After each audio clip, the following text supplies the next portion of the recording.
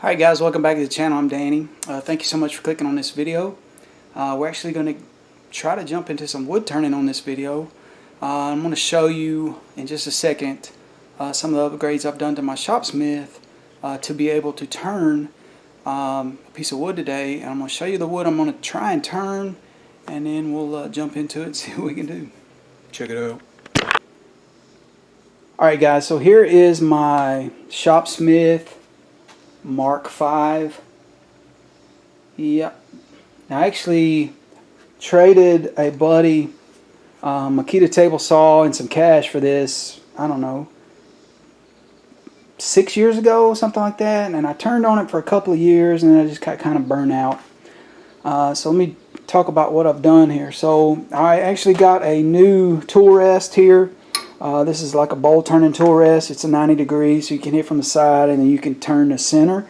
So I have installed that. I took off my old one. Actually had a big divot in it, so this one's in much better shape.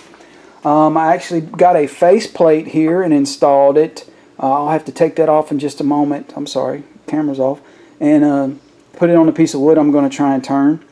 The other thing was I put my center finder back in. I actually had a piece that allowed, I think it's called the mandrel, allowed this to go straight through. It was hollow to where I could run I made pins, and so I was all the time doing that. Now one other thing that I've done, you can see that my shopsmith is actually sitting in like a wooden cart. Alright, I'm going to stoop down here a little bit. I actually noticed that the casters that were on it were frozen. They wouldn't move. And those aren't the biggest in the world, but that's just what I had. I've had those casters in my possession for about 20 years, and haven't used them, and then found a way to do it. But if you can tell, I added a 2x4 all the way across, and then I added a piece of a 2x4 there on all four corners. I've got swivel casters on this side, stationary casters on the other side, and that actually raised me up here about 3 inches, which is pretty good. And then the last thing I did is I actually bought a bowl gouge, and I'll show you that if and when we get around to turning. But for right now, I'm going to cut this and I'm going to show you the type of wood I'm looking at. Alright guys, so I don't remember when it was, a few months back, it's probably been several months back in the spring. I actually have a cedar tree in the backyard, lose a great big limb out of it, so I went to my burn pile and found a nice chunk of a branch and pulled that out. And what I'm actually going to try and do is I'm actually going to try and cut it. I think I'm going to keep this crotch piece for something later. I'm just going to try to cut it somewhere in here. I'm probably going to cut it above this knot right here. Just get me a chunk right here, and then use that face plate and see if I can mount that piece on the lathe. So we're going to cut this and get our saw set up to be able to do that.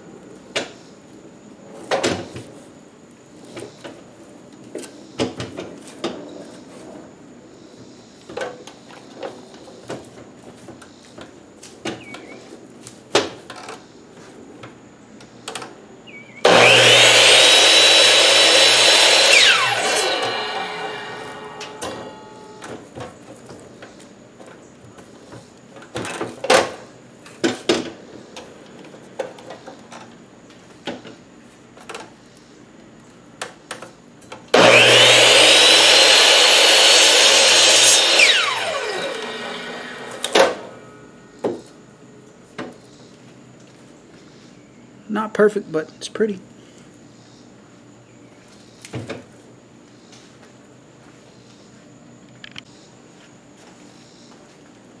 Cut number 2.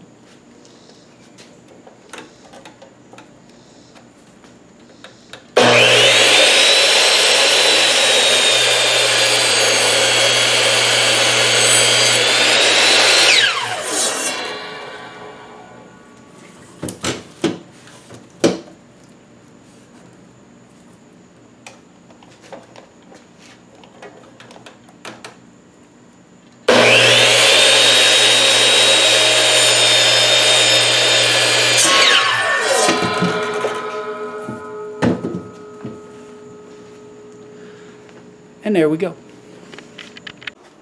Alright, so taking the faceplate back off the Shopsmith, which I'll probably just refer to as the lathe from now on, I wanted to show you what this Tennessee cedar looks like.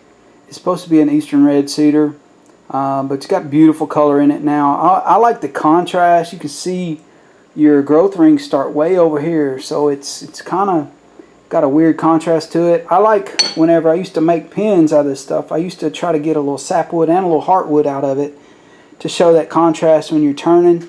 So I'm gonna put the faceplate somewhere right around in there, and that way I may cheat it a little bit. I'm gonna play with it off camera, and I'm gonna get it screwed down, and I probably will go ahead and put all the screws in it because I don't want that dude going anywhere when we put it on the lathe.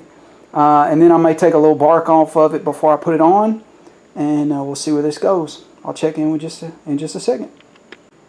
Alright, so I got the faceplate mounted. You can see I tried to leave some of the sapwood over here on what would right now is the left edge. I'm going to get this mounted up on the lathe, and I went ahead and used all the screws. These are 1 5/8 screws that I put in. Looks to be about a 1/4 inch right there. So I just wanted to hold it tight. It's a bigger piece of wood than I'm used to turning. But I'm going to mount this on the lathe and kind of move it up to the center finder and make sure everything is spinning right before we try to power anything up. So I'm going to cut this right here. Alright, so I got the piece mounted on the lathe, and you can notice I went back to my old tool rest, and you can see the divot right there, and that causes me some problems. But all I'm wanting to do right now is get this thing smoothed out. I want to make it round. I honestly don't know what I'm doing yet, and I'm having to kind of guess to what I thought was level back here. And so first thing I'm going to try and do is we're going to turn it on and make sure it'll spin it.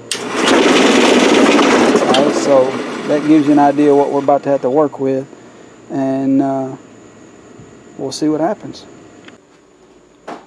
Okay, so I had the Shopsmith rolled outside and got to turning on it for a little bit, and recognized that it's just hopping around too much. I'm gonna probably try to get some ratcheting straps or something and ratcheting strap this joker to the box to make it a little more stable. It was just vibrating way too bad.